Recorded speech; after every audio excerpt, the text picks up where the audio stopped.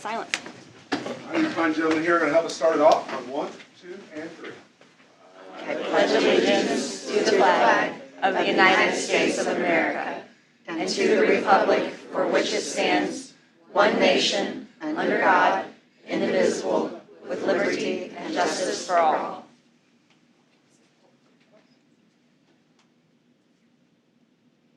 Thank you. You may be seated. Nice job. We will start with roll call of our members here. Jessica Brennan, I am present. Greg Burris. Here. Beth Foster. Here. Brandy Wilson. Here. Katie Holman is not present. Kevin Kaiser is not present. And Kim Simonson is not present. But we do have 4, that's quorum, so we will proceed. Yeah, great news. Yeah. Great news. All right, so we got some things to celebrate, as always is the case. We're going to start things off with our retirements. I have a bit of a stack, and I didn't see if anybody came in late, so I am going to read each of them because they deserve that. But so we have a bit of a gift for them as well. We want to start things off with Ms. Kim Sizemore. Was she able to join us tonight? All right. But we're going to go ahead and read Kim's because she deserves that, and the community deserves it, and what a great job she's done with her time here. Franklin County Community School Corporation would like to congratulate Kim Sizemore on her retirement. After 18 years of service, Kim is retiring from her position as a custodian at Franklin County High School. After retirement, Kim plans to spend more time with her grandchildren, do some traveling, work her neglected flower beds, and crochet to her heart's content. When asked what she loves most about her job, Ms. Sizemore shared the kids. They have such fun outlooks on life, and I've always appreciated the thank you notes I receive from students. Can we have a big round of applause for Ms. Kim Sizemore? All right, I want to welcome up. I did see her come in. Miss Annette Taylor, come on up. There we go. Let's welcome her with a round of applause as well. Absolutely. So this is for you. Okay. The Franklin County School Corporation would like to congratulate Annette Taylor on her retirement. Annette is retiring from her position as a paraprofessional at Laurel Elementary School after 27 amazing years of service. After retirement, Annette plans to spend more time with her grandchildren, enjoy hiking, and become more involved in church activities. When reflecting on her time at FCCSC, Ms. Taylor shared, the best part was seeing students grow and succeed when they thought they couldn't. I also love working with amazing people like Jean Baker and Kathy Stacy. Big round of applause for Ms. Annette Taylor.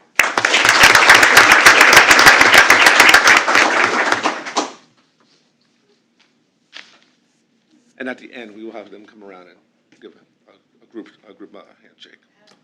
I saw Miss Birdie, so let's have Miss Birdie step on up here. Miss Birdie, come on over here. Big round of applause for Miss Birdie Taylor. Laurie Turner, come on over here. Pure sunshine. Pure sunshine, absolutely. Come stand next to me.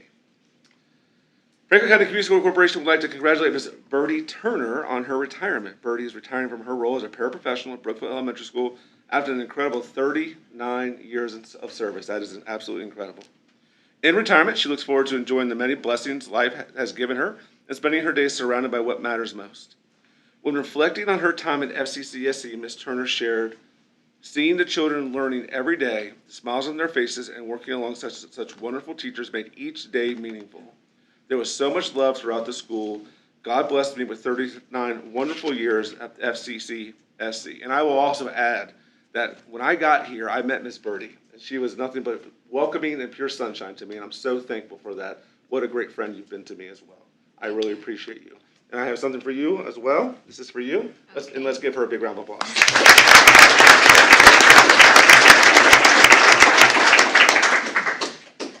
About partly through my first year, she learned that I rode a motorcycle, and that's all we ever talked about after that. I saw Miss Jackie Barrico come in. Come on up. Let's welcome Jackie to the front.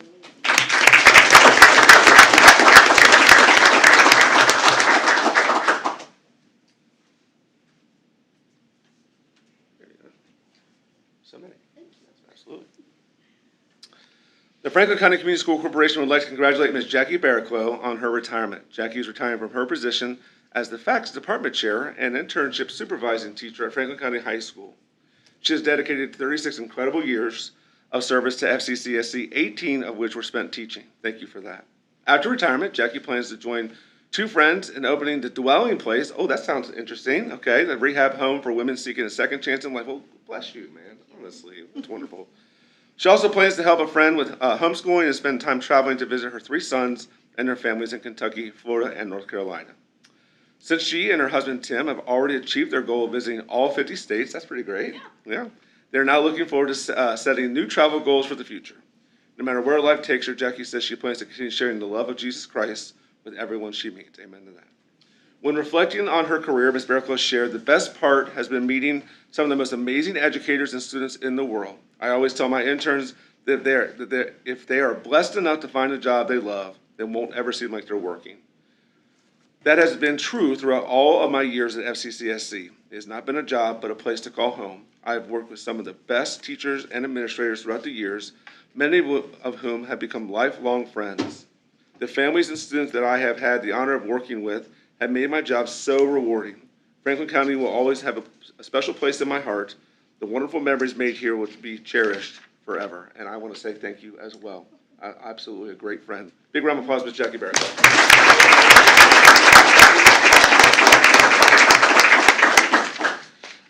Ms. Brock reached out to me and said she had an appointment tonight, so she could not make it, but she sends her thanks. But I will go ahead and read because she deserves just that. So, Franklin County Community School Corporation would like to congratulate Ms. Jill Brock on her retirement.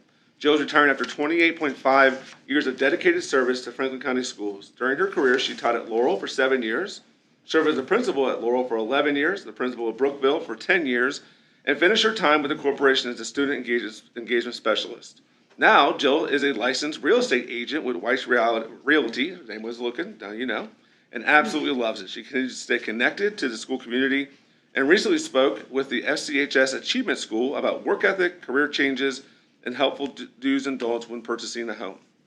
When asked what she loved most about her career and education, Ms. Brock shared, "The best part of my job was always the people, the connection I built with every staff member, student, family, and member of the community. Being a principal was never just about leading a school.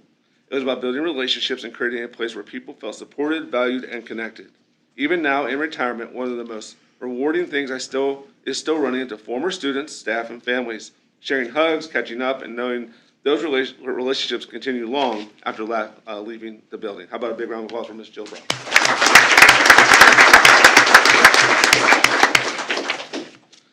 All right, Miss Amy Mitchum, come on up. I know she's here. Let's give her a round of applause as she makes her way up to the front.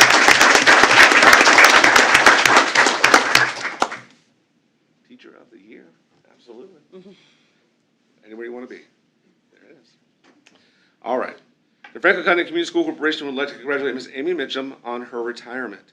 Amy is retiring from her position as a business teacher at Franklin County Middle School after serving 31.5 years of committed service. That's incredible. After retiring from FCCSC, Amy plans and has already, from what I understand, has already started a new career outside of education.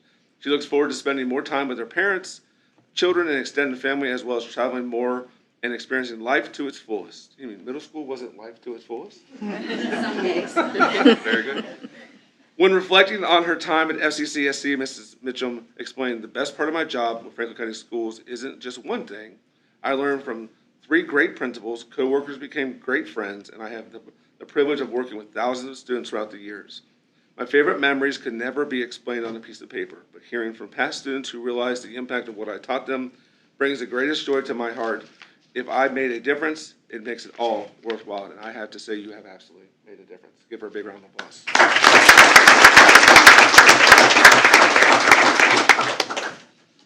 Is Bobby here? I didn't see Bobby come in. Bobby Princell. Okay.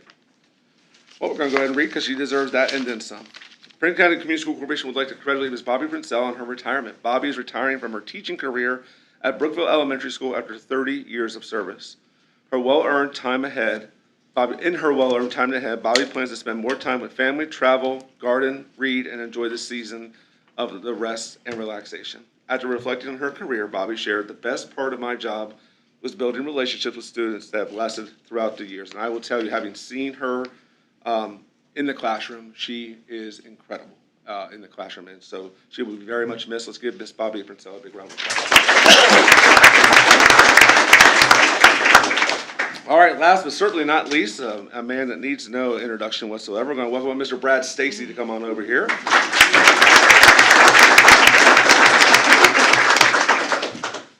The Franklin County Community School Corporation would like to congratulate Mr. Brad Stacy on his retirement. After 37 years of service, thank you for that, to Franklin County Schools, Brad is retiring from a career that has impacted countless students and athletes. Throughout the years, he served in many roles, most recently as a social studies teacher at the middle school and assistant athletic director at the high school. Brad has many plans for retirement, including spending more time on the lake, absolutely, tackling projects around the house. You got a to-do list already, do you? Oh, understood. That have been put off over the years, and taking long weekend vacations and finding ways to stay busy during the winter months. When asked what he loved most about his career in education and sports, Mr. Stacy shared, "I was able to work where I always wanted to work, teach what I always wanted to teach, and coach what I always wanted to coach, varsity basketball. The best part of my job never came in the moments, such as lessons, clicking, or the students' games, or games where we played well or executed. The best part comes years later, when former students, players, and colleagues share meaningful stories about our experiences together and how those moments impacted their lives. Hearing those stories affirmed that maybe I did it the right way, and I think you did. I think you did it the right way, and I appreciate that very, very much. I will tell you one last story about Mr. Stacy. So we just met when I got here, and he's like, "Hey, I'm thinking about making a career move." I'm like, "Oh, okay, you're like a year from retirement." He's like, "Yeah, I'm gonna try something new." And so he goes and becomes the dean at the elementary school. Goes from the high school to the dean of the elementary school. I said, "Are you sure?" And he absolutely crushed it. Absolutely crushed it. And then he said, "You know what? I think I'm gonna change one more time." And he said, "I think I'm gonna become a middle school teacher to wrap this whole thing up." And you know what? He absolutely crushed it. An absolutely fantastic teacher. Give this man a big round of applause.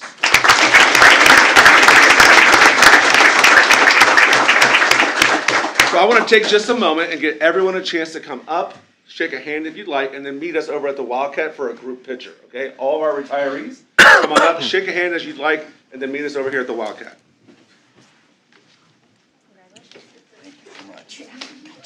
Thank you so much. Thank you, sir.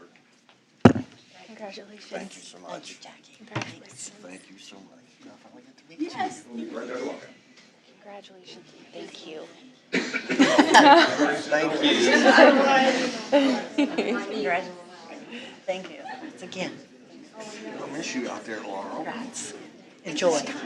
Yeah. Congratulations. Congratulations. Congratulations.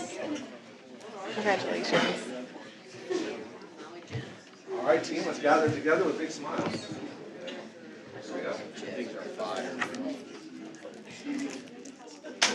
I had a card for Maddie and I left it at home. You had a lot of activity, didn't you?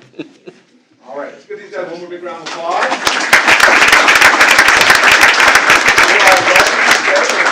Dinner plans. If you'd like to go, you're welcome to that as well. We're going to transition to some of our other celebrations for the evening.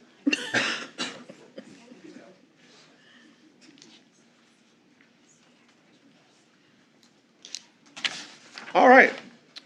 Next, we're going to take a moment to celebrate some of our students. We're going to start things off with our middle school. We've got a couple of students to recognize. Can we please welcome Ms. Heidi Royce to the microphone? Come on up, Heidi. Give her a big round of applause. As she calls your name, grab your certificate and come meet me right over here, and then we'll do a group picture.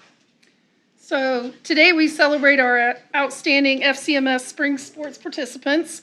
These students have demonstrated commitment, perseverance, teamwork, and a positive attitude both on and off the field. We are proud of their accomplishments and grateful for the way they represent our school community. Go Cats! So first I'd like to introduce some of our track members. Landon Rolfus.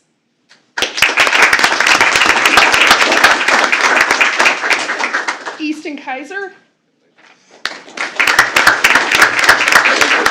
Henry Poe.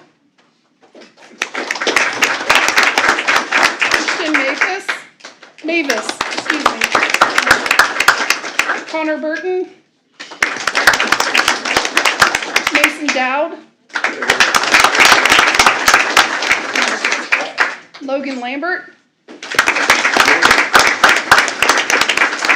Jackson Boggs.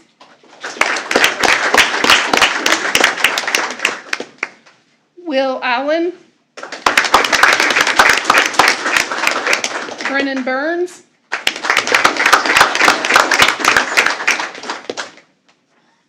Grant Tebby. You're welcome. Graham Ritzy. and Ryder Orschel. Congratulations. Franklin County High School has lots to look forward to. I will tell you, just my opinion, we have some very talented young men in this class that are about to become freshmen, so great things coming. Absolutely. Let's give these guys a big round of applause and send you now. I'll have you meet right over the walk after a quick picture. Congrats and good luck. Congrats and good luck. Congrats and good luck. Congrats. Congrats and good luck. Congratulations. Congrats and good luck. You're all right. Congratulations. Congratulations. Congratulations. Congratulations. We will Congratulations. shift right now to Congratulations. the middle school group. We have a band group as well. So, congratulations. Let's go grab a picture. All right, big smiles. There we go. All right, well done, gentlemen. All right, we got our middle school band. So we're going to continue celebrating our outstanding FCMS band members tonight. These students have also demonstrated perseverance, responsibility, and a commitment to excellence through their musical achievements. We appreciate the energy and talent they bring to our school and community. Keep making us proud to these fine students. Give me one moment. Our most improved 7th grade musician was Eli Schneider.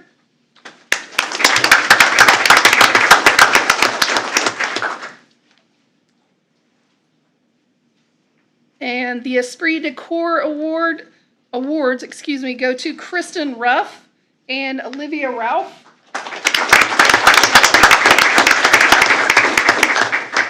Most improved 8th grade musician was Riley Lovins. And the Director's Award winner was Sierra Davis.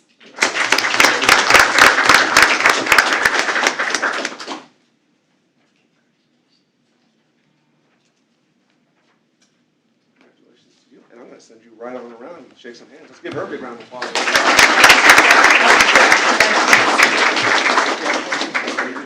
Congratulations.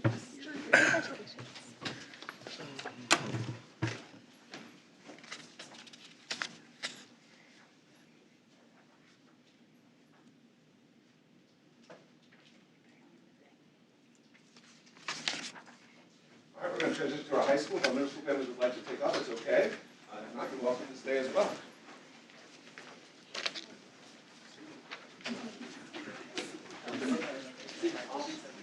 Get some ice cream. June's a busy month. Congratulations. Yeah. All right, we're going to shift to our high school. We're going to start things off with our core department. I'm going to read a bit of a letter as I welcome Mr. Williams to come on up. This is pretty incredible. So, it's a letter to the superintendent, whoever that guy is, and it says, I am happy to inform you that the choir at Franklin County High School is the recipient of the Indiana State School Music Association All Music Award for the 25-26 school year. Congratulations to you, the talented young musicians, and the music staff for the outstanding musical accomplishments this year. The ISSMA is presenting the choir a special banner to display in recognition of these outstanding achievements. Your support and encouragement, as well as the entire community, are important factors of success. And so let's take a moment and let's recognize what an incredible achievement with a big round of applause. I'll help you with that.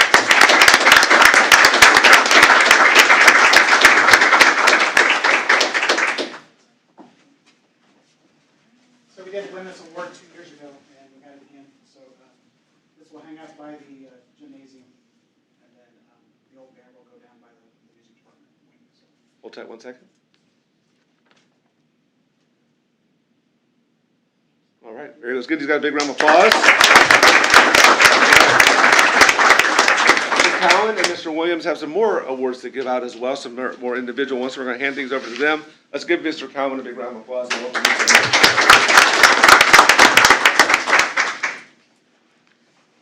All right, bear with me here. I got a lot of stuff to go through.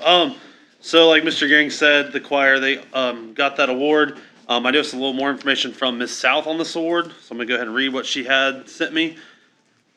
This prestigious recognition has only been achieved twice in school history, with the first award earned during the 2023-2024 school year. FCHS was one of the only 103 high school music departments across Indiana to receive this distinction. Students attended the ISSMA District Solo and Ensemble Contest, State Solo and Ensemble Contest, Jazz Contest, and District Organizational Contest to qualify for this award. This achievement reflects the dedication, talent, and hard work of our choir students under the direction of Mr. Robert Williams. His commitment to musical excellence has helped students achieve recognition at the state level while fostering a strong, vibrant choir program. We want to congratulate these students and Mr. Williams on this outstanding accomplishment.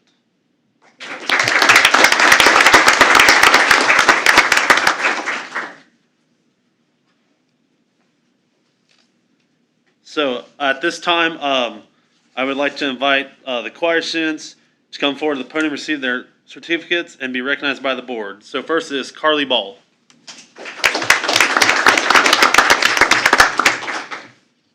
Riley Shotakali.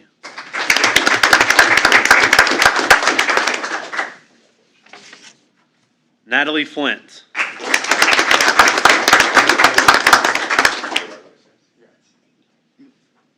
Leah Walston.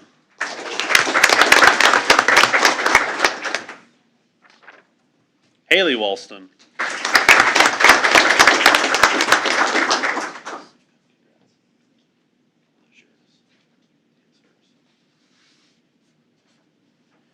Emma Tolhurst.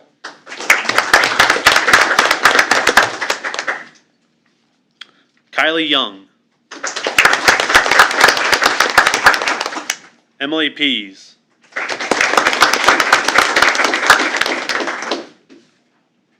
Pete Poe. Michael Caudill. Sarah Brimhall. Benjamin Riffle. Sophia Collins. Emily Robinson. Alyssa Richardson. Jasmine Boyer. And Tavia Pennington.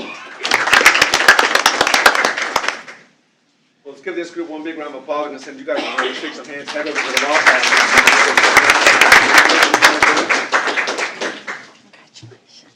Congratulations, and you. We have a couple more high school things. Yeah. The whole high school group out here. Congratulations. Band. Congratulations. Congratulations. There might be a few duplicates. Congratulations. Congratulations. Oh, yeah.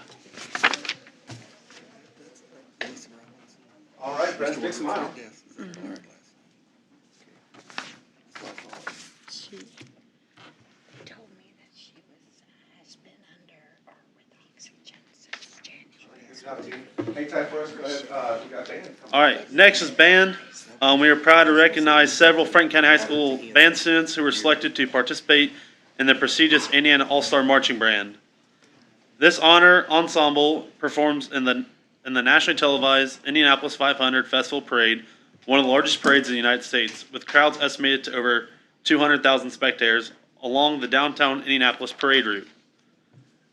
Students were selected from high school band programs across Indiana and proudly represent their schools while wearing their own school uniform. Participants rehearse in Indianapolis and stay overnight at Butler University and then perform in the parade festivities. These accomplishments are made possible through the leadership and commitment of Mr. John Johnson, band director, and Mrs. Candace Kercheval, assistant band director. Their dedication to student growth and musical excellence continues to provide outstanding opportunities for our students. Congratulations to all of our students who earned this outstanding honor and represented Franklin County High School with pride. So at this time, I would like to invite the band students to come forward to the podium and receive their certificates when they read their names off. First one is Brenda Collins. Jacoby Doherty.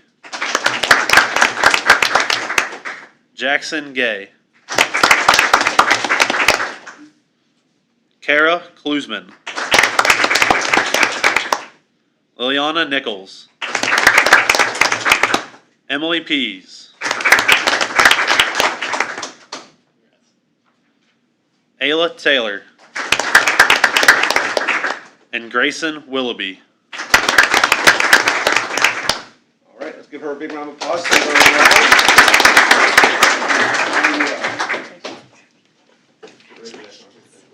All right.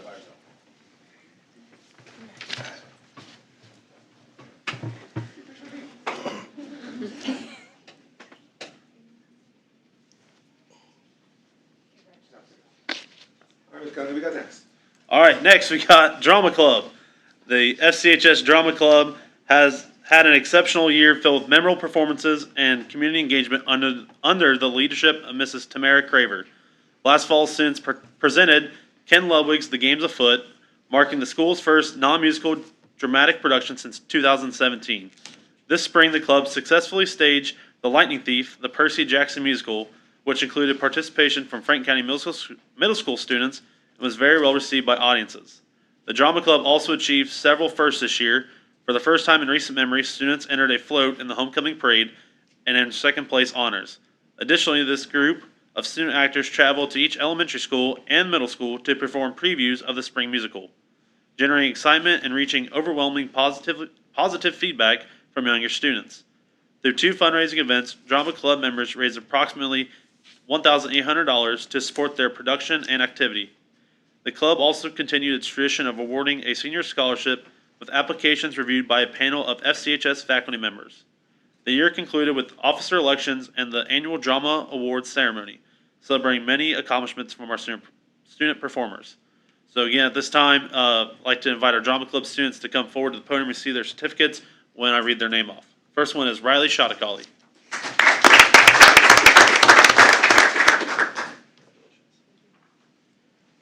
Isaac Johnson. Carly Ball. Avalon Schlosser. Elena Vogel.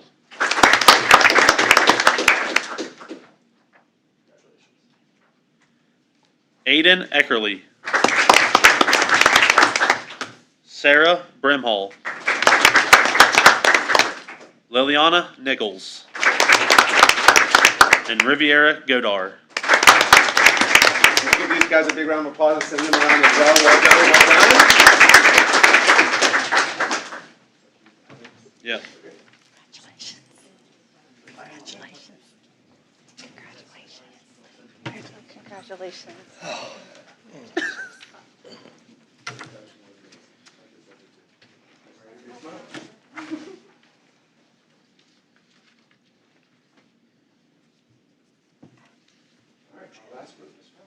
All right, and finally, we have spring athletics. Our first one will be high school track. We have Evan Flashpolar. He broke the school record for the discus at the sectional track meet and won the sectional. So let's give a round of applause for Evan.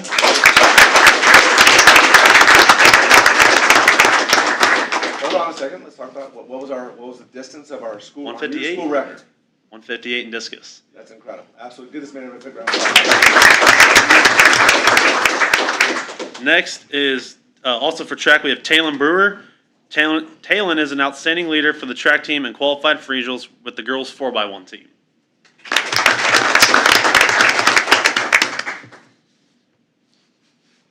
Next is baseball, and the first one is Keegan Clark.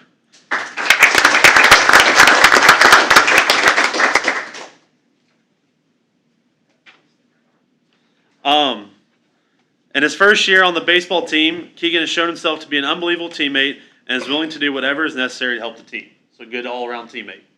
Appreciate you, bud.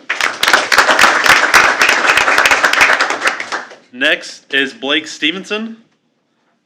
Blake has been the clear leader of the baseball team.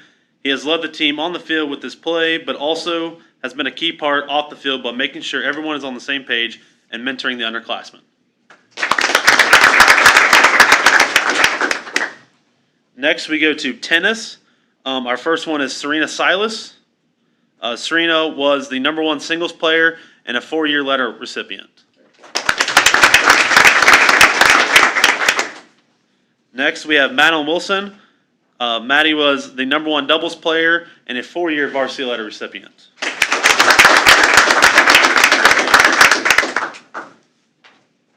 Next, we go to softball.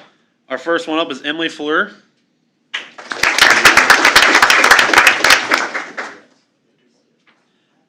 Emily is a junior in softball. She's a 3-year starter. She led FC in batting average, and she was part of the 2025 sectional championship team and 2026 all-conference team. Next is Jillian Harris.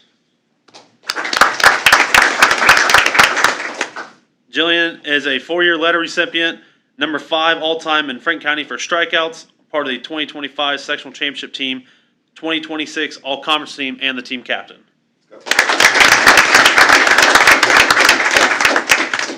Next for softball is Madison Perlyberg.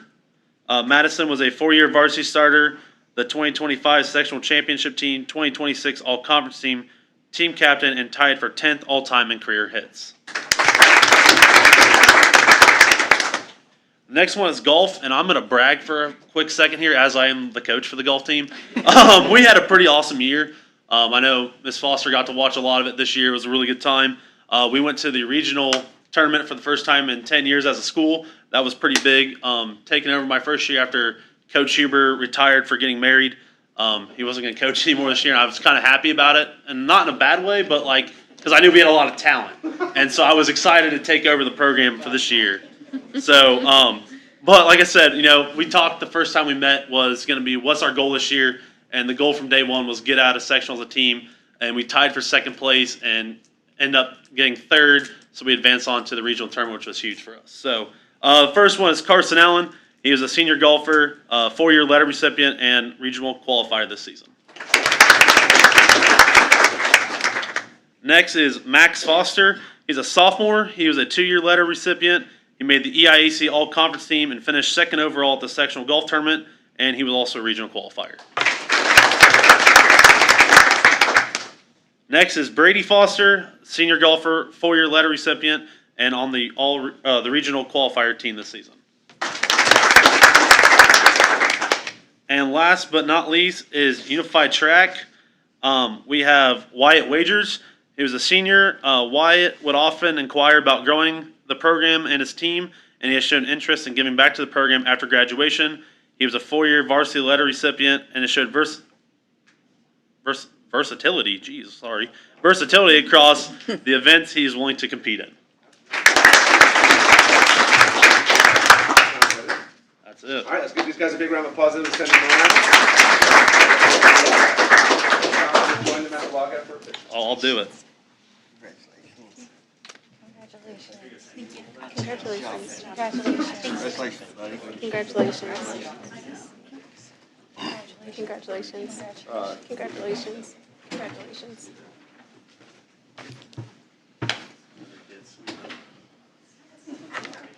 All right, who? Big smiles.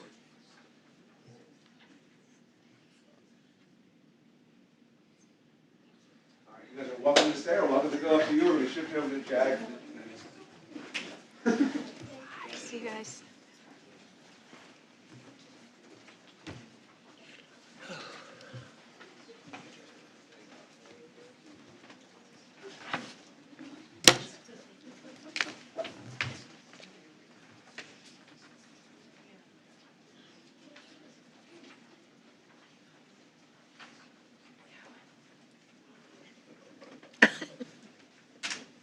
All right, next up we have two groups left to celebrate tonight. We're going to bring up Ms. Tanya Wertz to come join me. She's going to be talking about our JAG Career Development Conference results. Let's give her a big round of applause. This happened, I think, back in February, so it's been a little bit of time and stuff. So with it being the last competition, I definitely wanted to bring the kids up and brag about them because they 100% rocked it. We pretty much dominated the competition, so couldn't have been more proud of each and every one of them. So I'm going to start with my first group. We did a competition that we've never ever done before. It was a Knowledge Bowl, it was called, so we didn't really quite know what to study for. Went in and studied for things, but didn't need it, so it was completely different. But put a team of 3 together that just did a great job, beat 2 other teams, made it to the championship round. Lost by a point. They're a little still salty about it and stuff, but couldn't have been more proud of them. So we have Annika Johnson, Cheyenne Jenkins, and Sagan Joseph. Not a team I would have normally put. Cheyenne and Annika, yes. Sagan just kind of jumped in and did a great job, so they made a great team together and stuff. Our next is our career presentation. She did a great presentation on being a physical therapist, and that would be Maddie Stone, and she actually won the competition. And it was great. I had a group of seniors that were willing to do this and stuff. So especially with it being the last year of the competitions and stuff, it was a great way for them to finish it out and stuff. Then we have Ryan Showalter that did financial literacy. He kind of promised me last year that he was going to do a competition, and I held him to that and stuff. So he did financial literacy. It's funny. I have to tell the funny story because we were sitting there in competition. And they said, "Who got third place?" He's like, "Yeah." Second place, he was like, "Yeah, I didn't even place." And they said his name, first place. I said, "See, Ryan?" He goes, "Well, we have to thank Mrs. Bearclough and her personal finance class because it helped him with all that knowledge and everything else." And so he won the competition for financial literacy. And last but not least, we have Savannah Leach. You can come and stand here for a minute because it's going to take a minute. I'm going to try not to cry. Stop. No, I'm gonna do it. No. So she did employability skills again and won. But what I have to say about Savannah is she was our state president-elect and got to go to D.C. And because JAG being done, she doesn't get to finish that. And that's really hard. But I could not be more proud of what she's been able to accomplish. Thinking of her from her freshman year and the difficulties that she's gone through in life, to see the leader that she has become, I couldn't have been more proud of all 6 of these people, of how they made me feel, and I'm just proud of them. So, thank you.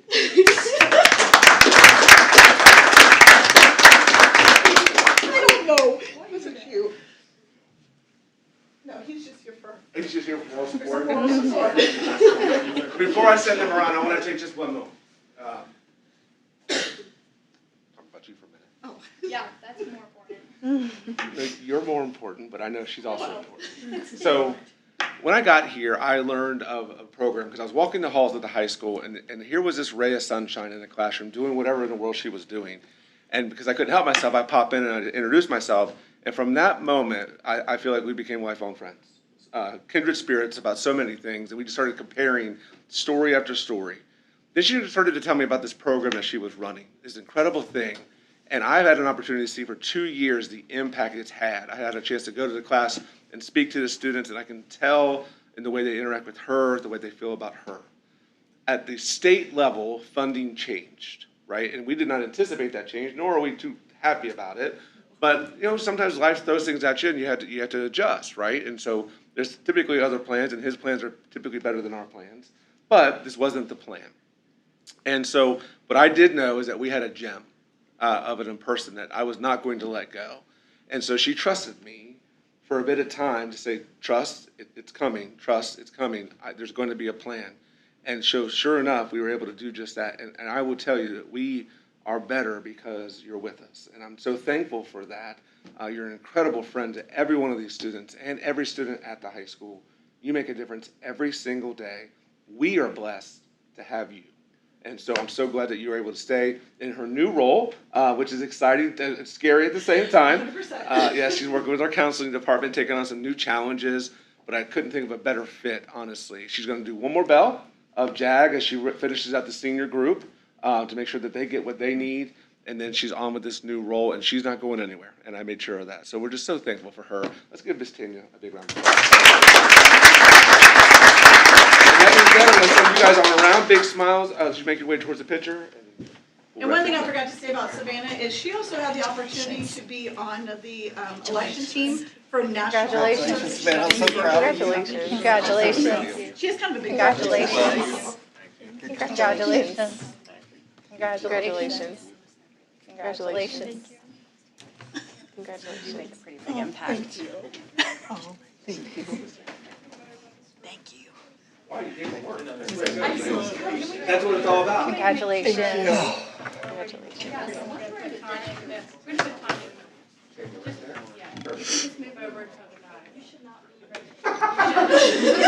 There's some facts to that. There you go. All right, big smile. Here we go.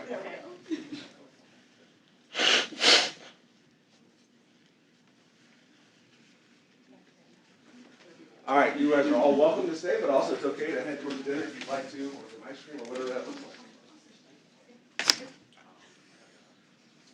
Well, we have one more presentation for you before we get down to the business. I'm excited for you to meet Carol. She's been working with our high school students, and we're blessed to have her here with us tonight. Let's welcome Ms. Carol Schmidt to talk to us about college and career presentation and all the work that she's been doing. Let's give her a big round of applause as well. Thank you. That was a hard act to follow, Tanya. So, before we, oh, there were my glasses. Before we start. I won't take up much of your time because, absolutely. Thank you. This is easier if you see it in black and white. Thank you. I can go over it, but, I am Carol Schmidt and I am the career coach, and the state of Indiana awards grant money for career coaches to come in and help high schools and middle schools with career discovery and trying to get these students ready for what's after graduation. So what I've been working on is in front of you. I went ahead and did a reflection and a projection for the next year. A lot of activities that I help student services with, and I will be working with Tanya, who is my best friend. So we'll be working side by side next year, and the big thing is that we get points and money for things that we accomplish through the state. So I just kind of wanted to let you guys see that last year's FAFSA was at 63%, and then this year we jumped up to 80, we'll say 85%. It's 85 point something, but I don't have my glasses on. So that was just meeting with every senior and making sure every single one of them filled out the FAFSA. And if they were going to college, I made sure I got them on the appropriate websites to find thousands of scholarships. I taught them how to filter them, apply to them. I even proofread for them. I gave out recommendation letters. We did a lot of college applications. We did transcripts, uploading them, anything that they needed to go to college. And then if they weren't interested in going into college, I enrolled them into the Work One Next Level Jobs program, which they can also get grant money from the Workforce Ready grant. And that's up to $7,000 for like HVAC, CDL, phlebotomy, all different ones. So I was trying to get these kids in the system so that they could graduate. You have to graduate first. And then before the June 30th fiscal ended, they could get into that program and get free certification. So there were some students that came to me as a senior that said, I have no idea what I want to do. So we did a lot of career interest assessments and trying to figure out what they like and what they dislike. And I did that 6 through 12. A lot of students, even in the middle school, I was very impressed with how many did know what they wanted to do. Now, granted, a sixth grader might change their mind by senior year, but I was pretty impressed with a lot of them that knew they were either going to go to college or they were going to do this and do that. And a lot of them wanted to follow parent footsteps, which was pretty neat. But that's just kind of a summary of what I do. And if you have any questions, the cover page has my information. So if you have children in the school system, or if you have anybody who has children in the school system, you can refer them to me so that I can help them. All right. Any questions? All right. Thank you. Well, thank you for your work. Absolutely. Thank you very much. Absolutely.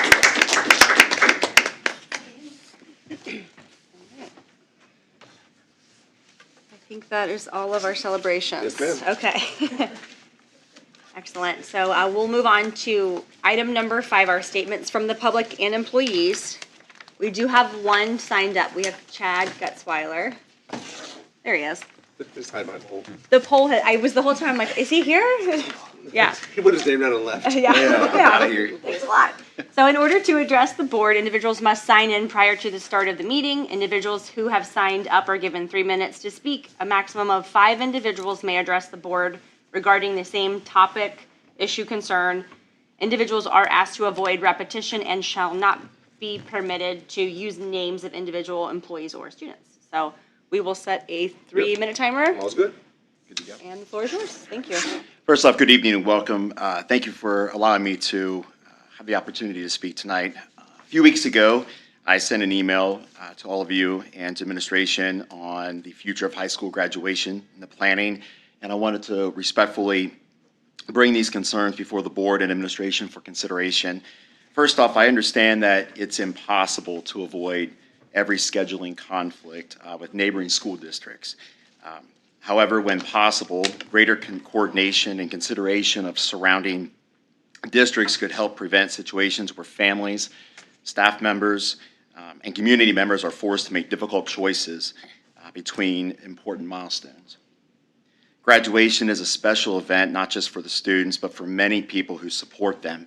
And I believe every reasonable effort should be made to maximize their ability to participate. Secondly, I would like to ask that the consideration be given to the timing of next year's graduation date, which is scheduled more than 2 weeks after the last student day. This extended gap creates challenges for students and staff who are involved in the ceremony, particularly groups such as band, who must continue practices and commitments long after the school year has ended. And finally, I would like the board to consider the time of the day of our graduation ceremony. Hosting the event at 2 p.m. on synthetic turf creates a significant heat concern, as artificial surfaces can become substantially hotter than natural grass, especially during the hottest or the peak heating of that afternoon. A change in the day may not be necessary, but adjusting the ceremony to perhaps a late morning or evening could provide a safer, perhaps more comfortable environment to the graduates, performers, staff, and their guests. And one of the district's core values states that we believe and are committed to working with families in the community as partners in education. I truly appreciate that commitment and hope that this topic can be part of an open discussion moving forward. I believe thoughtful adjustments to future graduation planning would demonstrate that partnership and ensure this important celebration be as inclusive, safe, and meaningful as possible for everyone involved. And so I just wanted to kind of put that on the table there for you, and I thank you for your time, consideration, and continued commitment to our students and staff. Thank you. Thanks so much, Chad. Excellent. That is our only speaker signed up tonight. We will move on to item number 6, consent agenda items. What we will do today, because one of the members was not here last time to allow an abstain, we will pull A aside, the minutes. So this is all in favor to approve item 6A, our meeting minutes. Or I'm sorry, is there a motion to approve item 6A? So moved. And a second? Second. Any discussion? Okay. All in favor to approve the minutes, item 6A, raise a hand. That's 3. All opposed? And any abstain? Got it. Brandy Wilson, thank you. Sorry, that's so difficult to do. And then item 6, B, C, and D are expenditures, resignations, internal position changes. Is there a motion? So moved. Brandy first. Is there a second? Beth Foster. Any discussion? And all in favor to approve item 6, B, C, and D? That's 4-0. Thank you. Okay, that takes us to E, new hires. Yep, so under new hires, we have some names listed here, and thankful for some names that are familiar to us and some people coming back to us. So under new hires, I have Trinity Tolles, teacher at LES, Jennifer Graff, is going to be a teacher at FCMS. Rachel Harper, teacher at FCHS. Lisa Payne is taking over a part-time position as custodian at the bus garage a couple hours a week, and we're thankful for that. And with that, I need a first, second, discussion, and a vote. Is there a motion? I have a question. So she's accepted the custodian job knowing that it's going to be part-time? Yeah, she knew what was going in, yeah. Okay. A couple hours a week. But she works for us otherwise. Oh, okay. Yeah, so she's just adding on. Okay. Is there a motion? Motion. Greg, and a second? Brandy, I think was first. Brandon? Any other discussion? All in favor to approve our new hires? Raise your right hand. That's 4. The next is personnel extracurriculars. Yep, just a couple of things here for us. We have at the middle school, Sage Stacy, 8th grade volleyball for this coming school year. Danielle Butt, volleyball volunteer for this coming school year. At the high school, we have Miss Rachel Harper, FFA sponsor for this coming school year. Mr. Nick Smith, percussion instructor and band assistant B, which is one of the positions on the negotiated contract. Steve Lewis, girls basketball summer coordinator for this actually time's up to this past year. Is that how the summer aligns with it? And Mr. Foster, boys basketball summer coordinator, 25-26 school year. Mr. Jack Seals, head freshman football, is going to split that contract for the 26-27 year. Mr. Steve Moorhead, volunteer assistant football, moving from the head freshman to a volunteer position for us just because of timing in his life. With that being said, on the first, second discussion and a vote. Is there a motion? I so move. Brandy. And is there a second? Second. Greg. Okay. Any discussion? All in favor to approve these extracurricular personnel? Raise your right hand. It's 4-0. Okay, great. That takes us to grants and donations. Yeah, Mr. Adam Hofer, College and Career Readiness Coordinator at the high school, is requesting permission to accept a donation in the amount of $500 from Press Construction in Cincinnati, Ohio, for promoting trade schools, careers, and continuing education, etc. We're thankful for that donation. In addition to that, Franklin High School is requesting permission to accept a donation in the amount of $10,115 from Third Place for wildlife and 35 pairs of binoculars for the wildlife education. So I know there's a revamp of that wildlife reserve there on the campus. Oh, okay. Yeah, that they're doing some work towards. So with that, thankful for that as well. So very thankful for that donation towards that effort. I love that very much, and that for our kids. With both of those, I need a second discussion and vote. Is there a motion? I so move. Brandy. And is there a second? Beth, thank you. Any discussion on these? I would just like to say thank you for the donations. Very Absolutely. appreciated. Yeah, thank you to Press Construction and Third Place for Wildlife. So, yep, very much. All in favor to approve these grants and donations, raise your right hand. 4-0. Okay. And to field trips. Yep, got a couple here. This Terry Horberger, former ag teacher at the high school, and helping us to finish up. And we're so thankful for Terry for helping us to make a really good transition for our kids. Is requesting permission for the following overnight trips.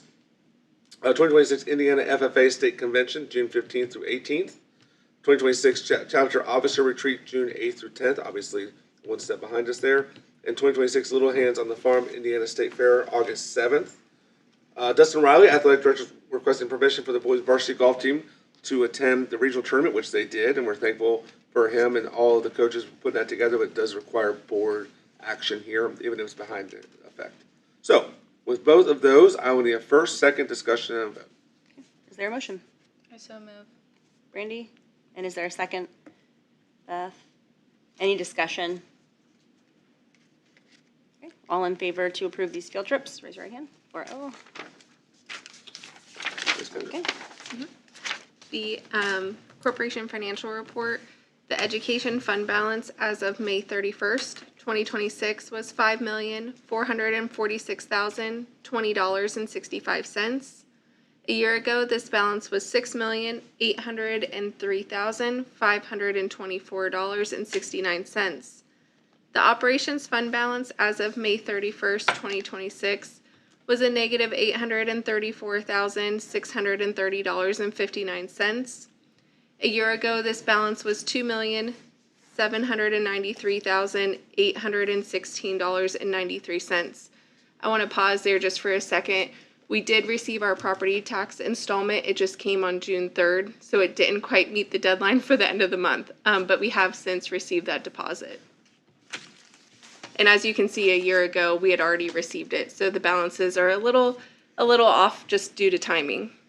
The rainy day fund balance as of May 31st has not changed from a year ago at $4,164,641.37.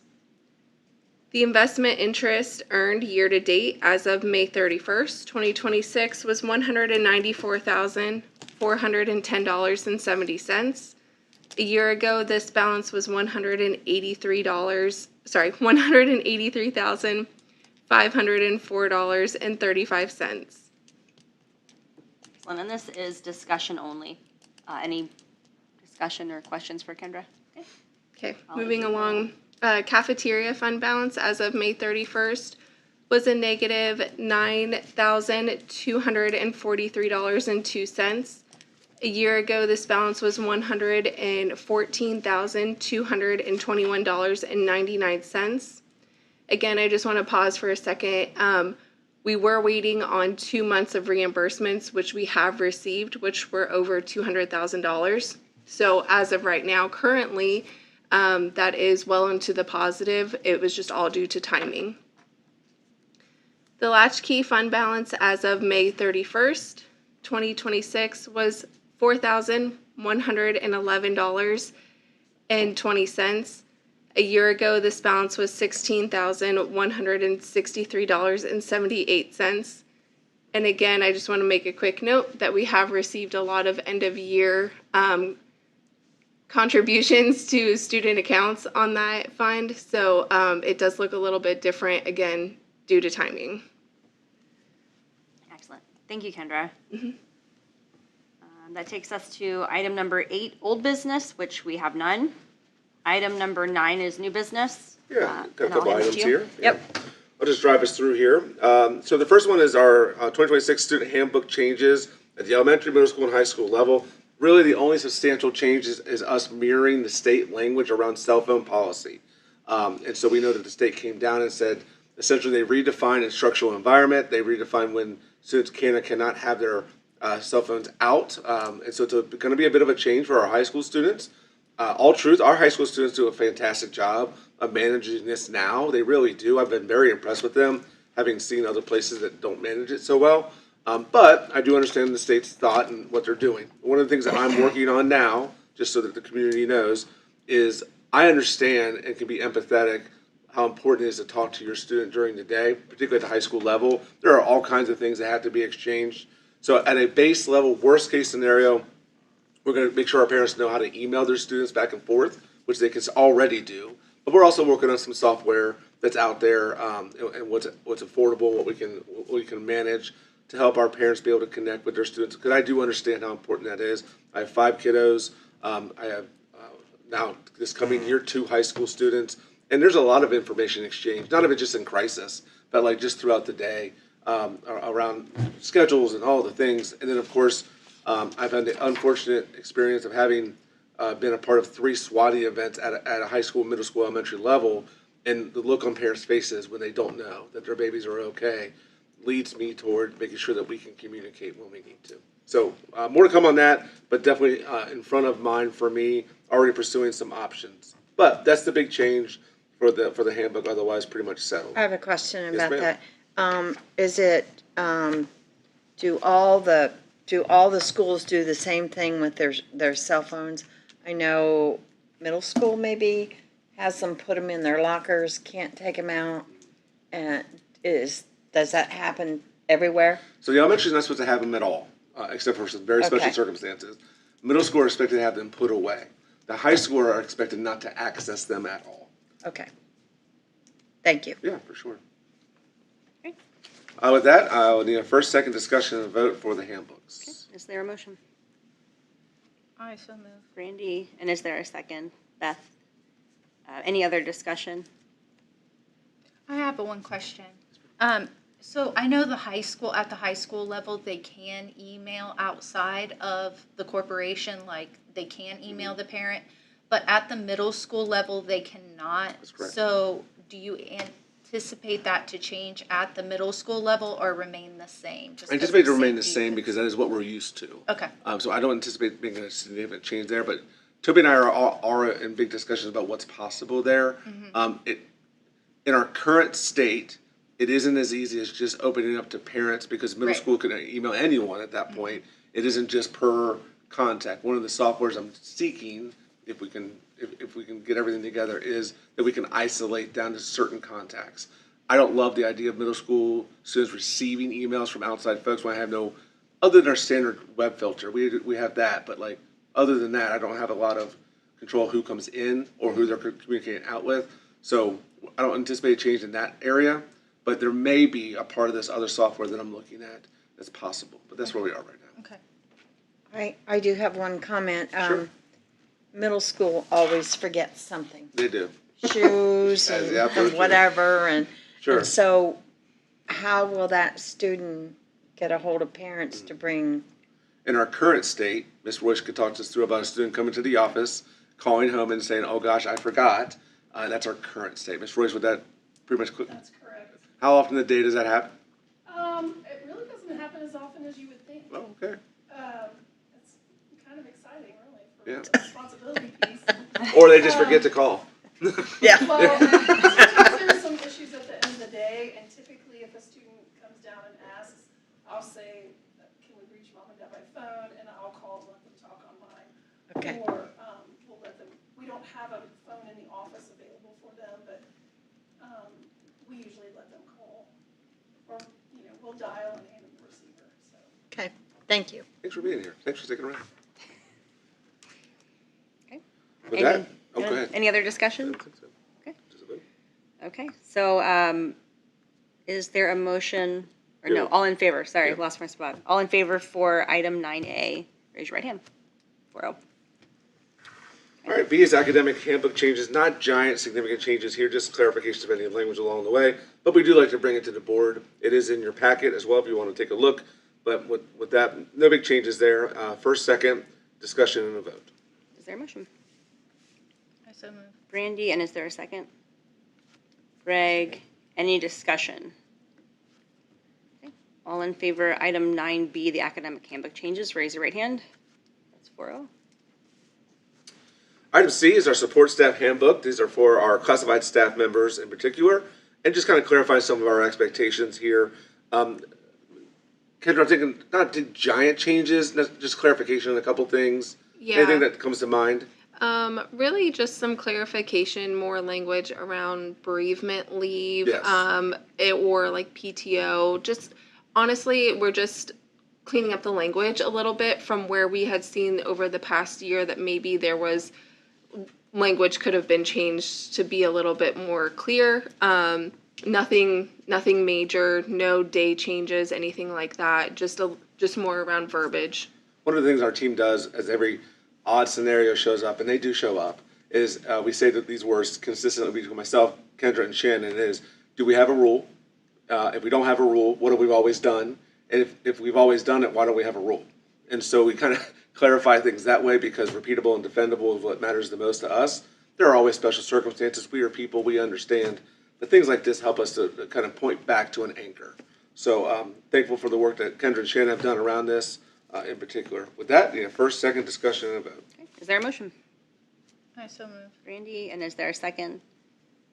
Beth, any discussion? Okay, all in favor to approve the support staff handbook, raise your right hand.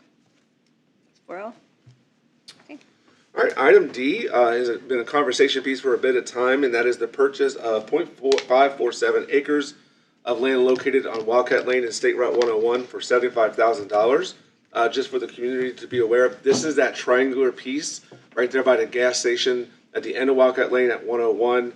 If you're coming out of the high school or the center campus, it's on your left in that space right there. The facility committee has been in discussion about this particular piece of land and what is possible there along the way. And so from that committee comes this conversation. And so we've been in negotiation and we come back. I will tell you one piece of this story that's important. I missed something? I'm sorry. No, you're fine. One part of the story that is important is you know the building that's in front of the old high school. There's a small building out there. When I landed here, we finished. They had already negotiated, but we finished the deal to sell that for $75,000. Essentially, it was already being used by the town, but there was a deal that was done before I got here. We just happened to ask for the check finally, and we finally got the check once I got here. And that dollar amount is the exact dollar amount that we're buying this triangular piece of land for. So when I think of it as one-time money for one-time purchase. It wasn't going to do a lot for us otherwise. This wouldn't be someone's salary. It's one-time purchase. this isn't something that we could do. It had to be something singular and individual and special that we could use this money for. And so the committee has come together and said that's what they're looking for. If there's any questions, please email me questions, call me. I'm happy to talk about it. But with that, I need a first, second discussion and a vote. Okay, is there a motion? I so moved. Brandy? And is there a second? Second. Greg? Okay. And then any discussion?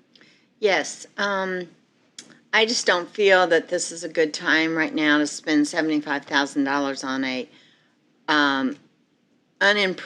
unimproved lot that if we're still gonna have to spend money, and I think it's going to be used for advertisement. If we put an electric sign, we have no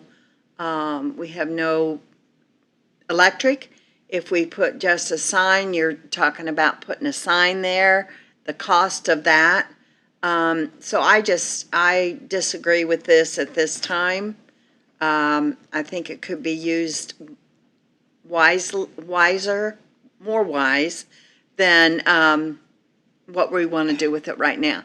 When we lay off teachers, we lost teachers, I just don't think it's a good look right now for the corporation. I just have to disagree with my good friend Beth on this, and we do sometimes. But that little triangle, it's a concern to me if we get a business in there, a small business, a drive-through coffee shop or anything, that would just add more traffic and things to this area where we've got our kids coming through. That was one of my biggest concerns. And I'm very excited about electronic sign out there for it. And I don't know if I'm allowed to tell this or supposed to, but I'm going to, Destin. You always make me nervous when you say that. The owners of this property, we made the initial offer, and they came back with a much higher offer, and then we made another counter offer. And these people are good community members here, and they went back and accepted our original $75,000 offer. They declined our higher offer. So just out of respect to those guys, I think that we should move forward with this. Thank you, Ms. Burrs. Yeah, absolutely. I would agree with you there. Great community partners. I think this is going to lock in that corner there for safety reasons, visibility as well. We have an amazing campus, and I've had people who don't know our area that have come to a game here because their school's playing here, and they're like, wow, I didn't even know that was back there. So you think about the amount of traffic that goes by just going camping or boating or whatever for the day even. I would love to have, the hope was, at least within our committee, was more business partners, advertisement perhaps, getting that signage and a really amazing sign, and being able to advertise or put our business partners on there something, and definitely safety being always front of mind. I think that'll keep our campus a little bit safer. Another big part for me was we were selling real estate, and I wanted to see it back invested in real estate for the same amount. If we put it in one of these other funds, I just felt like it would slowly just dribble away, and then the school corporation would have nothing to show over time for the $75,000. I don't think we've had anything done with the lot. I don't know what the lot can sustain. I don't know what they can do. It is a fill-in lot. It's not a lot that they filled it in with backdrop. So I don't know. We've not had soil tested. We've not had anything done on this land. So I'm kind of leery about what it can hold, what it can do. Can we run electric? There's lots of ways to run electric, but is it going to stand there, and is it going to be something that we want to use? So I am very much against it, especially at this time when we've got teachers that have left our system. We can't get, probably we won't be giving too many raises out next year because of the legislation. And it's just, I just think it's a poor fix for right now. I have a question. Of course. So, think it's a good idea, but I'm part of the marketing committee, so why would I not think that any way we could market our school would be a good idea? But with that $75,000, when we sold that building in front, what fund did that money go into? Went into our operations fund. Okay, okay, so that would have been used for operations of, Because it was an operating expense, it had to go back into that fund. So yes. so it would not have affected any raises for teachers because that would have come out of the educational fund. Am I correct in saying that? Okay, thank you. I just think it's a bad look, Brandy, because we've let teachers go.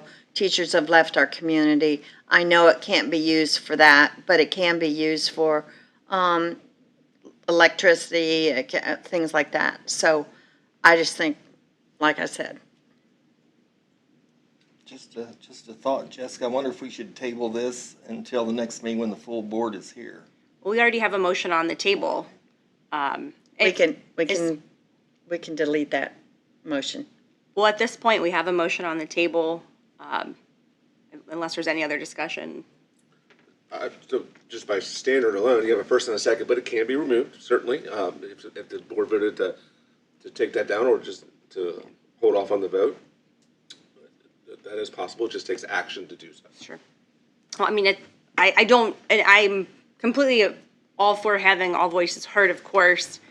This was on the agenda, so everyone knew this was being voted on tonight, but my thought is, will that change anything? What will one more month change?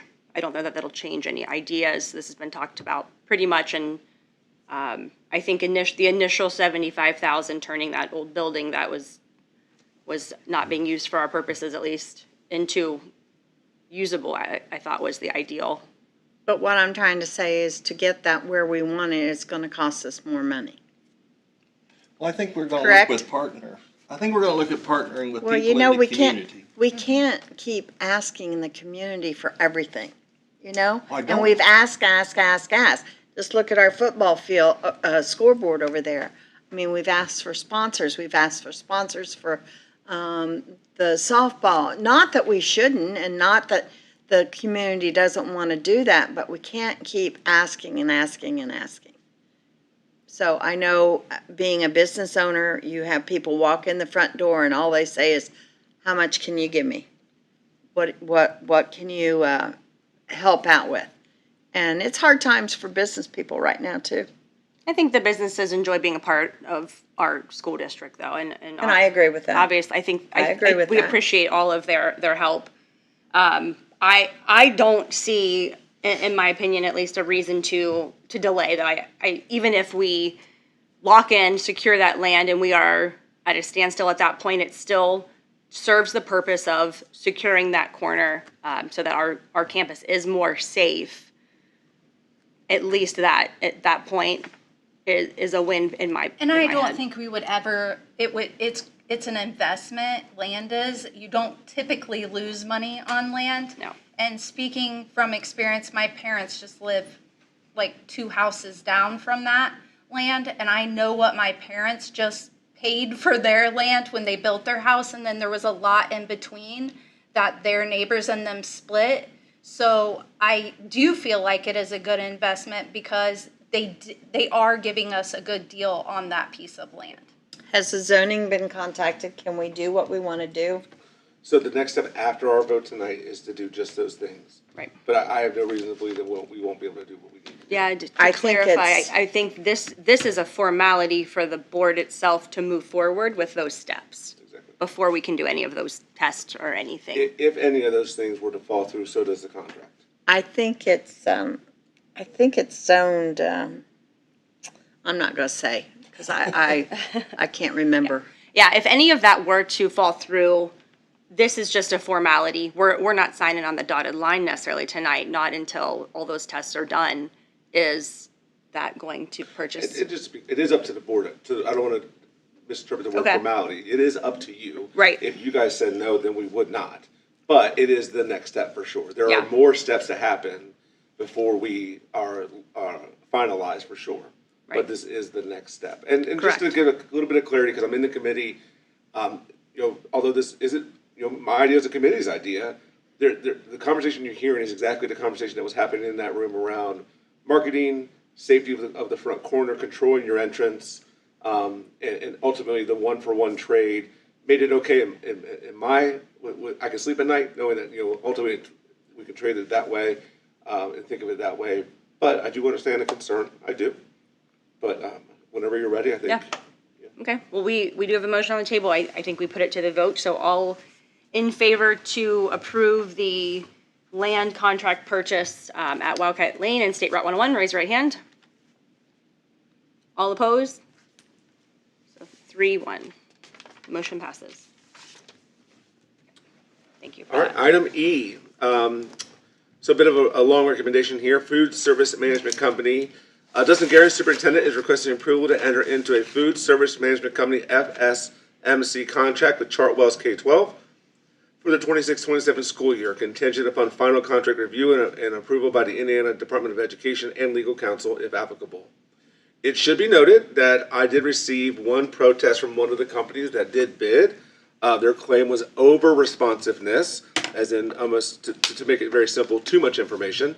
I went through everything, and also with the help of legal counsel, and also the IDOE, was not able to find any merit in that protest of over-responsiveness.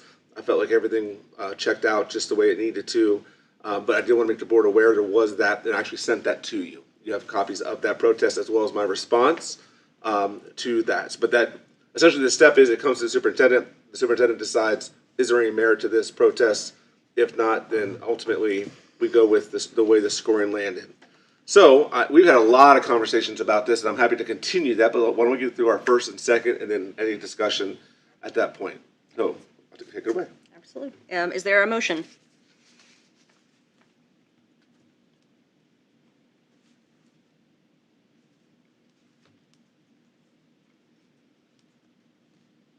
Awesome. Brandy, thank you. And is there a second? I'll second. Okay. Any discussion regarding this? I came in here tonight a little hesitant on this, and I really spent a lot of time on this. Some of you know, some of you don't. I went and met with the cafeteria workers. I've talked to a lot of the parents. The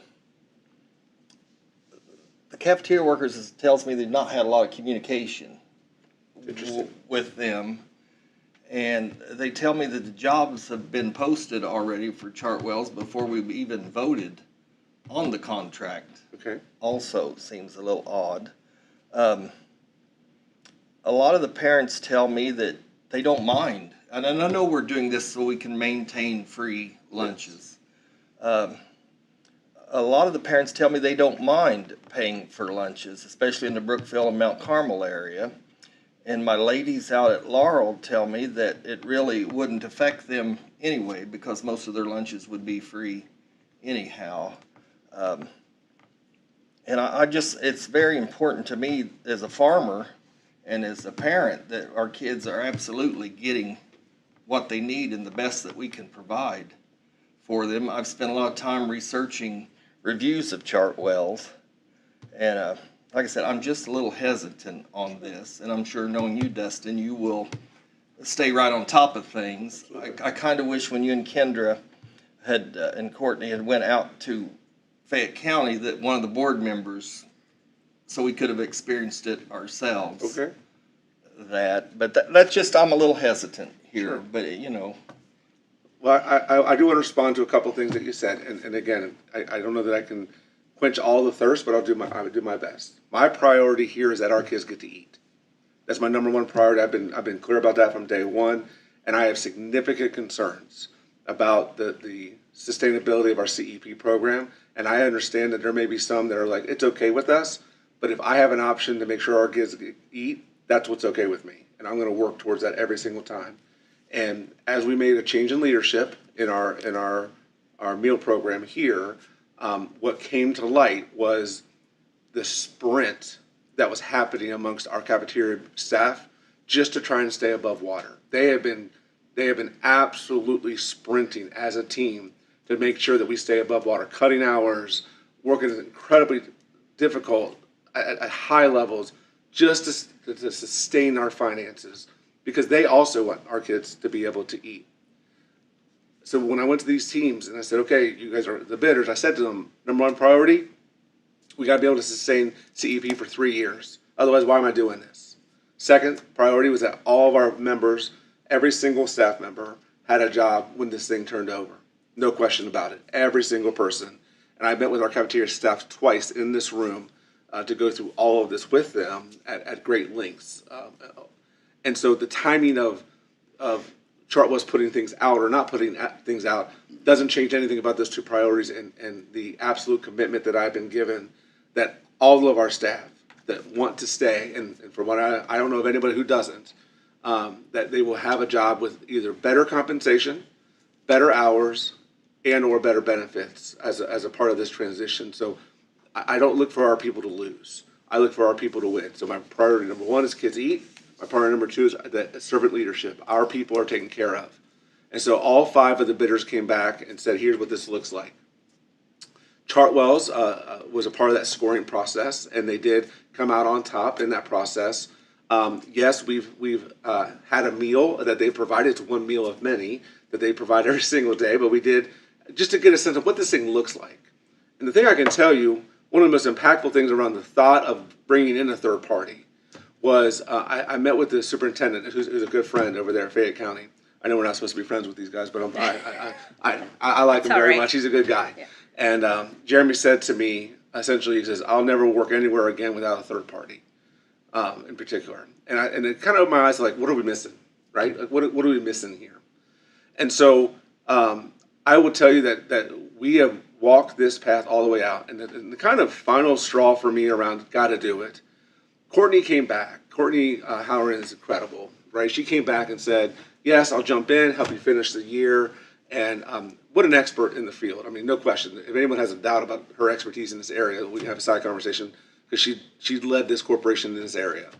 And so I asked her when she landed, I said, I need you to tell me if this is sustainable. I just take a couple weeks, see what's happening, and come back to me.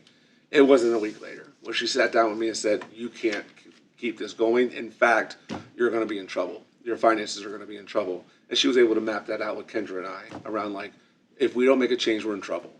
And so that kind of finalized it all for me. The thing I can tell you is I have zero concern that the food's not going to be high quality. You don't bring in an organization like this and with their reputation on the line, and they bring in junk. That's not going to happen, not for our kids. All of the local control that's available amongst Chartwell's in particular, but other groups too, leads me to believe that we're going to be in a really good place about being a good community member too.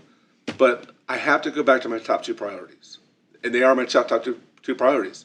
That hasn't changed. Kids eat, and our people are taken care of. And so as I bring this recommendation to you, I stand firm in that those 2 things are absolutely what I'm bringing to this team. And I also know that our kids will be taken care of. And lastly, I know I'm long-winded, I'm sorry. I'm absolutely going to be on top of it. Nobody gets away with nothing here. We are eyes on the scene. We're eyes right on it.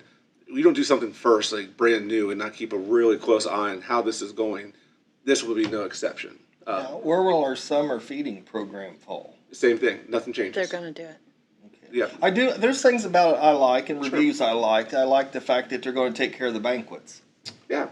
And stuff like that. There'll be a lot of options for us. I'm just always leery of something new, especially when it comes to feeding our kids. I don't mind your question. But absolutely.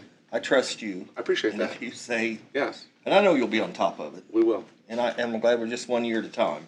So when it comes to kids eating, there's nothing more important to me, because a kid that is not in a good place can't learn, right? And so they have to be able to have those things taken care of for them to be in the best place to grow the most. And did I understand they're going to provide snacks toward the end part of the day That is, also? so there's all the options in the world. So they could, Okay. We got to work all that out about when do we want, like, latchkey dinner, snacks. Of course, we still have breakfast, we still have lunch, we still have summer meals to go. Those are all still happening. But there's some details that we need to finalize, but every opportunity is an opportunity. We're not going to turn our eye to opportunities just to do so. This is a group that knows what they're doing around how to make this work, not because we want to make a huge profit. I'm not looking for our cafeteria account to be in the millions. That's not the goal, but it is going to be sustainable.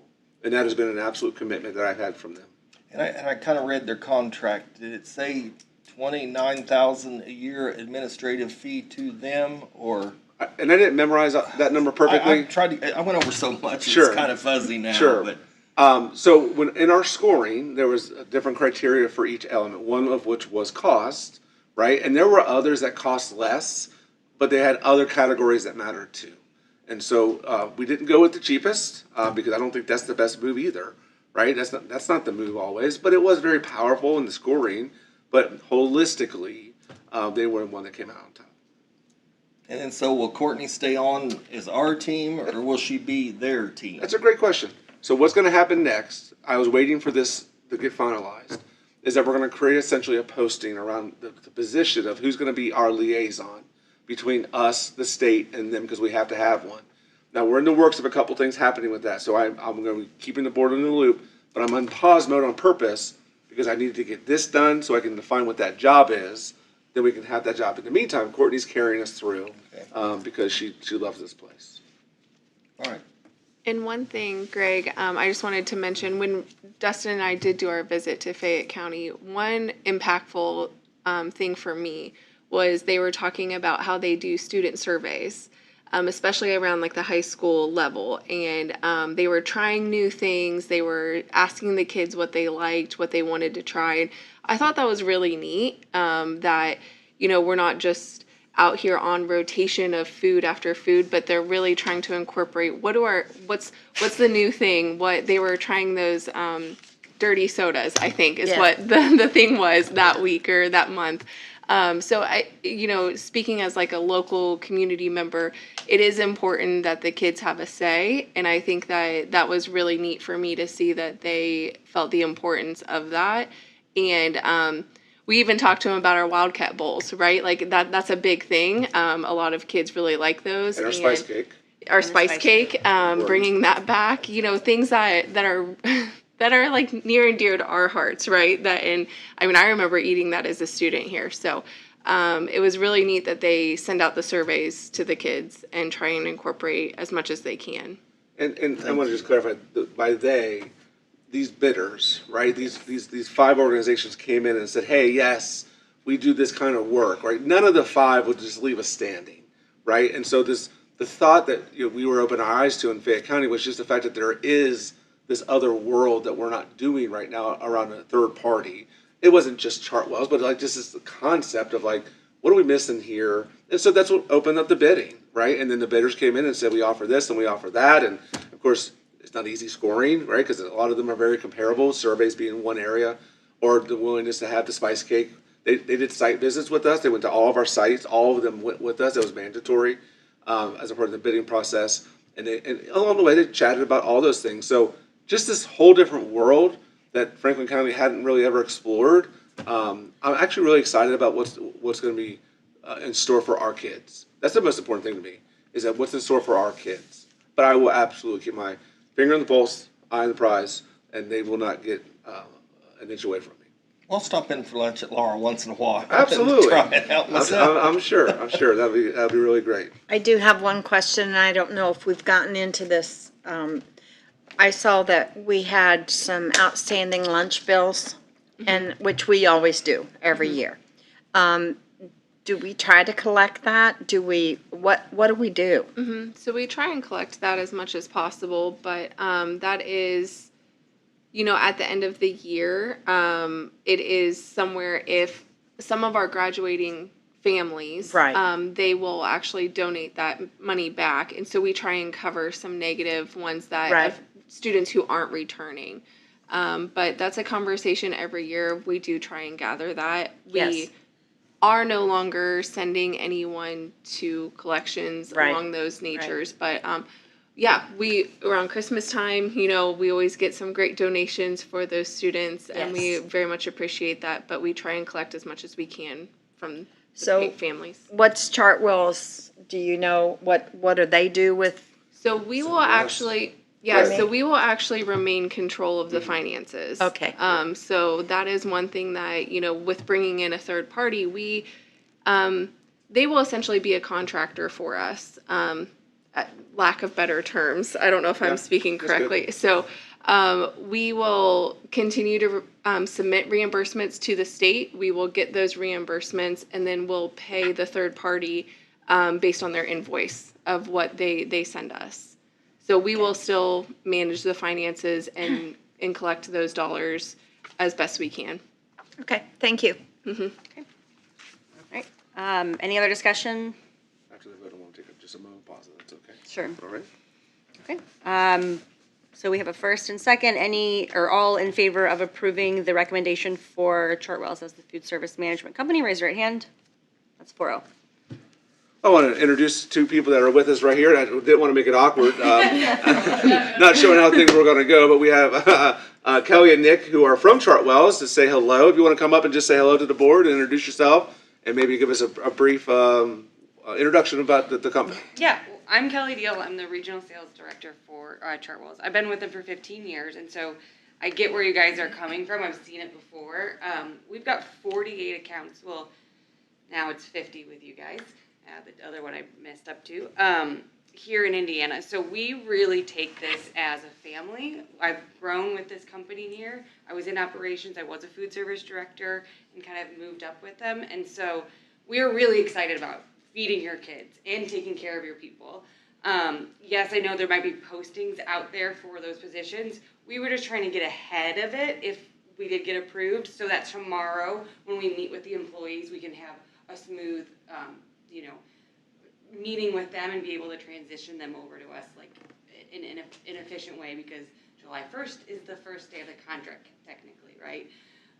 Couple things from our point of view in the contract is everybody that does move over to us does get a 5% increase in their wages. So hopefully, again, taking care of them, a $250 sign-on bonus as well. So everybody that joins the team, we just want to say thank you to them. We're going to do a community event here. So at the 4-H, right? Is that there was? At the fair. The fair. Yeah. Right? So we're going to set up a booth there so people can come and see our menus and talk to our directors and everything. And then also we'll probably have the smoothie bike.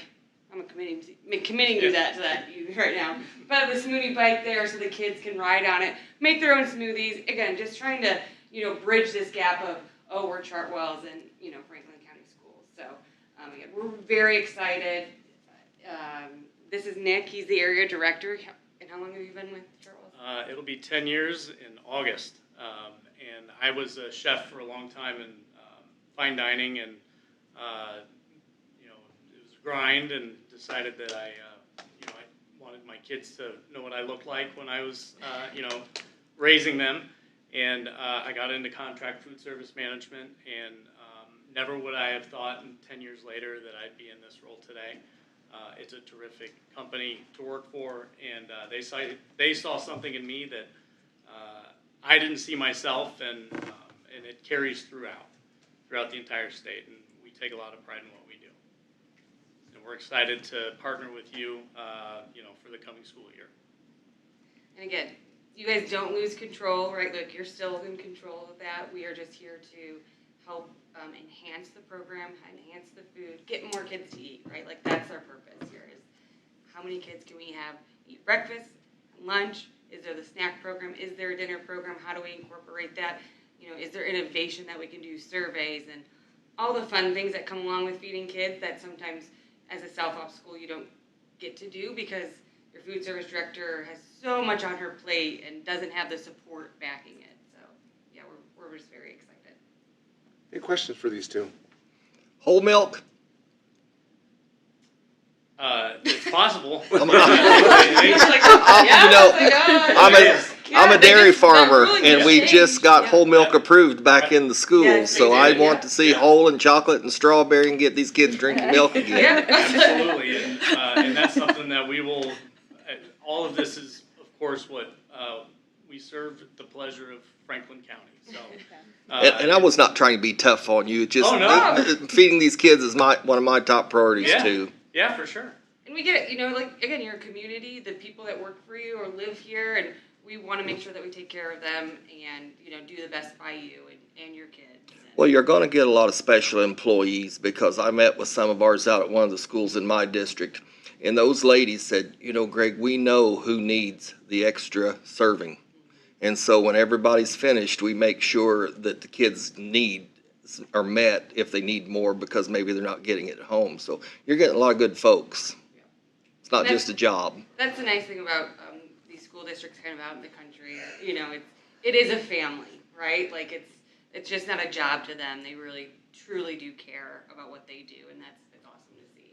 So. I think some of them's generational Yeah. employees, you know. Anything else for these two? Well, thank you for making your way around, and obviously you're welcome to stay if you'd like to, but we'll go ahead and continue. Thanks for coming. Excellent. Okay, I think All that right. takes us to F, so the school farmland lease. Yeah, nothing different here. The same process we followed before. It's just time again to do the bidding process to keep everything on the up and up. So the lease of the school corporation owned farm property located off the Smith Road expired this past February. Therefore, I'm requesting permission to advertise for bids for the term lease on this property from August 1st of 26 to July 31st of 29. Bids will be received until noon on Monday, July 6th of 26, and submitted for approval at the July 13th meeting overall. So this is to use an earlier word, a formality of ensuring that we open it up for bids. And with that, I need a first, second discussion and vote. So moved. Beth, is there a second? Second. Greg, and any discussion? How many acres do we lease? Ooh, I believe it's either 12 or 14. Oh, yes. okay. It's somewhere it's one of those numbers. All right. Anything else? Okay.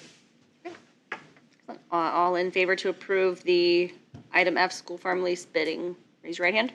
4-0. I apologize, it's 25. Way off. You're so close. Between 12 and 14, certainly. You had them together. We're getting closer. All right, so we are at item G, the FCCSC Virtual Academy. Yeah, we've been talking about this for a long time, and so I'm bringing it to the board. Dustin Gary Superintendent is recommending the approval to establish the FCCSC Virtual Academy as an official school within the corporation and to implement the FCCSC Virtual Academy Student Handbook, beginning with the 26-27 school year and then continuing thereafter. Just to give a bit of clarity, this is a conversation we've been having for a long time about what our neighbors are doing and how we want to maintain our students. My number one audience here are students in our corporation that are currently seeking virtual school elsewhere. I want those kids. That's my marketing. That's my audience. If we pick up others, that's fine. The thing I don't want to see is our kids that are enjoying their high school experience with our incredible teachers to find this other option. But I do know that each year we do lose students to this other option. So rather than lose them totally, I would like to be able to maintain them within our corporation. But my number one audience are those 7th to 12th graders that are currently in our community doing their online academy or learning through other organizations. I just think that we could do a better job and reconnect with them. So with that being said, I'm going to get a first, second discussion and vote. Is there a motion? I so move. Brandy, and is there a second? Second. Greg? Any discussion? Okay, all in favor to approve the FCCSC Virtual Academy, raise your right hand. 4-0. Okay, and then board policy updates H. So there are a long list of board updates, and tonight is only the first of two. This is the first read. We come back in July to look at this. So I would ask the board, if you'll go back to an email I sent you, and it says start here on one of the links. That will give you a summary of each of these. And then, of course, reach out with any questions that you have. I'm happy to answer them. The only really giant change, but none of them are surprises, is around the cell phone policy. Other than that, it's things we've been hearing about through legislation, cleaning up language, things of that nature. But I am always available to you about any of these things between now and July if you have any questions. But for tonight, it is first read only, meaning that you get the list, you get access to all of them, and then we come back in July. Excellent. So this is discussion only. Any discussion on this tonight? Okay. Excellent. Item 10, other, our committee reports. So I know we're limited on members tonight, but I just want to make sure everybody had an opportunity, as we always do. Anything from academic achievement? Anything from staff morale or culture? Anything from marketing tonight? And many of these committees haven't had a chance to meet, so but we as an agenda item on purpose. Athletics or ECAs? Facility or capital projects? Budget or finance? Transportation? Our redevelopment liaison, I know Mr. Kaiser is not with us tonight. Our library liaison, anything new? And then, oh, go ahead, please. We're still working on, we bought the John Newman home across the street, and that will be our genealogy, because genealogy is becoming such a huge thing. And we are running out of space. We just built that new library, but there's just so much. And we have such a good department that a lot of libraries are doing away with the genealogy because of the storage. And they have to be in a dry area. They have to be, I mean, all these requirements. And so we are looking at and going to accept bids very soon on that building over there, and that'll be our new genealogy department. So it's really exciting. The state library, I hate to say this way, but we are so good at our genealogy that the state library calls us almost every day to want to know, what do you do, or do you have this, or, and so, yeah, it's really exciting right now, so. Is that like genealogy of just this like Franklin County area? No, Like there's, just the families of Franklin County? No. Like, it's all over. interesting. Thank you. From APC, I do have an update from Mr. Kramer. These are Mr. Kramer's words, not Dustin Garing's words, but I do ask him for an update each month, and this is what he was able to give us. Mr. Kramer is our representative on the APC. He says, hello, Dustin, just a few things happening with area planning. The Data Center Committee has completed a solid draft of code for data centers. The APC had a public hearing on May 13th. The commission sent the proposed code back to the committee for final review and a few minor changes. I expect the final draft to be ready for our July 8th meeting. The next step after APC approval is approval by the FC commissioners. The proposed code will control where data centers are allowed, how problems of vibrations, shadowing noise, setbacks, site development standards, residential protections, lighting and glare, water supply and resource management, voluntary community benefit agreements, community impact evaluation, transportation impact and construction management, noise modeling and acoustic and analysis requirements, and enforcement and civil penalties. That was a mouthful. This is quite detailed, and the committee has done a great job. And then, of course, I have a link to the code as it stands right now. We continue to handle conditional uses on a regular schedule. ABC is discussing some changes to the subdivision control section of the code. This is in respect to the road pavements. New housing building permits are rising, and I expect this to continue. So that is from Mr. Kramer, an update for the board.